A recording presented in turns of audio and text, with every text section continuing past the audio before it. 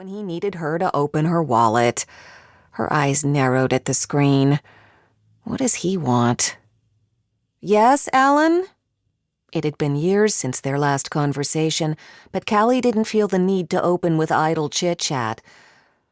Callie, he said, his voice deep and raspy. How are you? It's been a long time. She stared at the glop of coconut oil on her fingers. What do you want? I know you didn't call to catch up. Callie held the phone with her shoulder, grabbed a tissue from the box in front of the mirror, and wiped off her hand. She hated that he could stall her on such an important night. He let out a light laugh. Right to the point. Okay. I need you to up my quarterly payments. My landlord just raised my rent, and less work's been coming my way. What work I do get doesn't pay like it used to. He sighed. I put off this phone call as long as possible.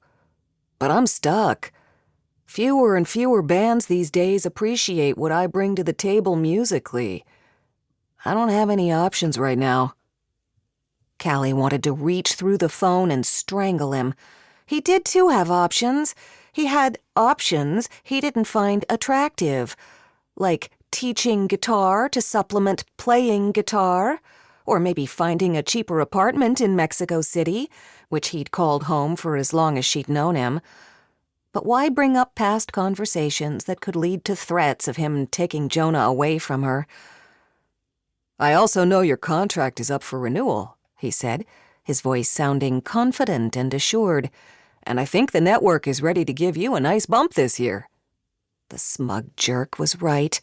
Her agent had been preparing to renegotiate her contract, which was up for renewal in about a month.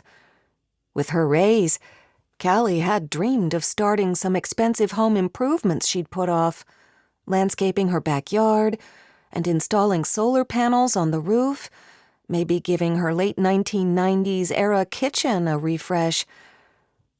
I'd hate for anyone to find out you coerced me into giving up my parental rights. I'm sure the public would love to learn that America's sweetheart used her power and money to buy off paternal rights so that she could raise her son on her own, like the selfish, entitled diva that she is. He laughed again, this time with more force. That agreement would be made null and void so fast it'd make your head spin. A deep finger of fear pressed into her gut. There was always a chance a court could decide that Jonah would spend half the year almost 2,000 miles away from her with a man who had no interest in being a father. She would never take that risk, and Alan Karpowitz knew it. How much do you want this time?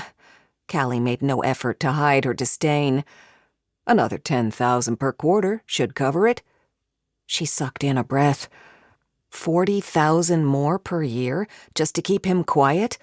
For the 40,000th time, she silently cursed her mom, who made this extortion even possible in the first place. Fine, she said through gritted teeth. Thanks, babe. I really appreciate it. The phone clicked off. At least she could be grateful she had a raise coming to her. She could put off the solar panels and kitchen upgrade for a little while. Callie applied the coconut oil to her face, just as Paul Kinder, the show's head writer and Callie's longtime boyfriend, knocked on her dressing room door and let himself in. Paul was a welcome sight after her unpleasant phone call. Hey, he said, kissing the top of her head. Hi, she said, keeping an eye on the open door.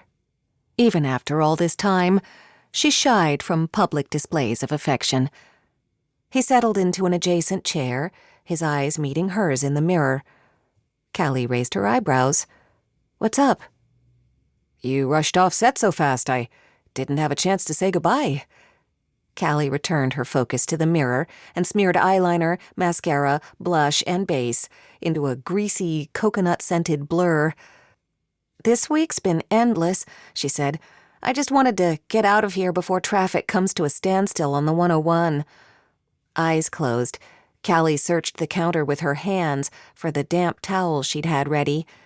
She smiled at the sound of Paul springing from his chair and held out her hand.